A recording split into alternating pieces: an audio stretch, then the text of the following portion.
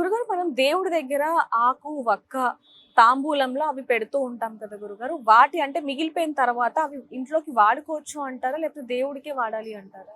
అంటే ఇప్పుడు మనము పూజాది కార్యక్రమాలు చేసిన తర్వాత ఆ యొక్క వక్కలు గానియండి, ఖర్జూరాలు గానియండి, పసుపు కొమ్ములు గానియండి, మరి ఇతర పూజా సామాగ్రిని గానివ్వండి, మనం పూజ చేసుకున్న తరువాత మహిళలు ఎవరైనా ఇంటికి స్త్రీలు వచ్చినచో వారికి ముత్తైదుతనం కోసము పసుపు, కుంకుమలు ఇవ్వడం చాలా శ్రేయస్కరము.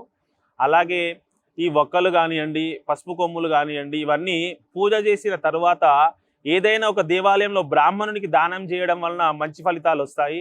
ఆ యొక్క పూజా కార్యక్రమాలు చేసినయి మళ్ళీ వేరే పూజకు ఉపయోగించడం అనేటువంటిది మంచిది కాదు.